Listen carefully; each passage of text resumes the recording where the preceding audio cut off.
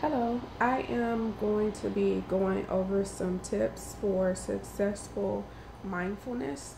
I'm going to be taking these key tips out of our book that we're studying facilitation techniques and therapeutic recreation. And the characteristics of mindfulness practice on 343 goes over three characteristics, which I'm going to actually call the keys to success to having great mindfulness. The first one is intention, and it reads: intention is both the recognition that mindfulness is done on purpose and requires dedication, as well as identification of why one is practicing, thereby setting the direction for the practice.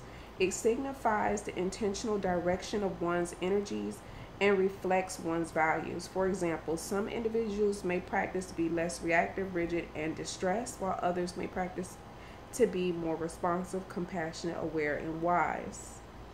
So, this intention just means know your why.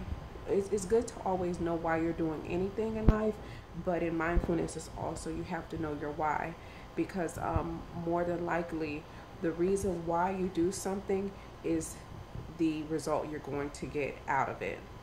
So, if you're going into it and you say, well, I want more inner peace, I want to be more calm, I want to be nicer. Well, you kind of just reflect those things going in, and then you will receive those things coming out. The next key is attention, which reads: attention is the sustained observation of one's immediate internal and external experiences, bringing a calm, stable, and concentrated focus to each moment as it unfolds. With a beginner's mind, on the other hand, mindlessness is characterized by a fractured focus, a scattered, unconscious, reactive flitting from thought to thought that is often related to the past or future, emotion to emotion, action to action, which serves to disconnect oneself from fully awareness and engagement in the present moment.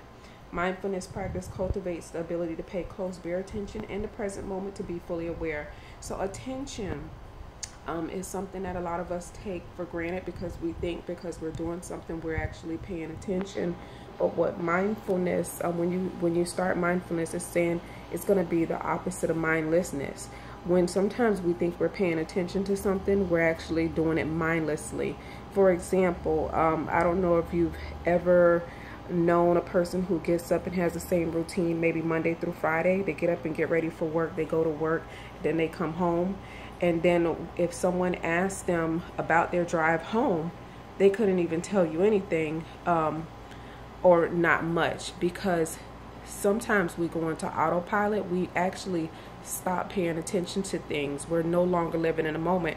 And then people then start saying things like, seems like time is just flying by, getting older and older. Where's the time going? Well, attention, that part of the mindfulness is actually supposed to have us living in moment to moment instead of living in the past or the future.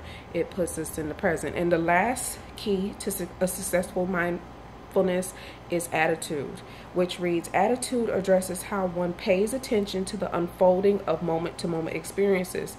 These attitudinal foundations of mindfulness include non-judgment, patience, beginner's mind, trust, non-striving, acceptance, and letting go. I'm going to focus on non-judgment, which is characterized by observing one's present experiences as an impartial witness without evaluation or automatic reaction.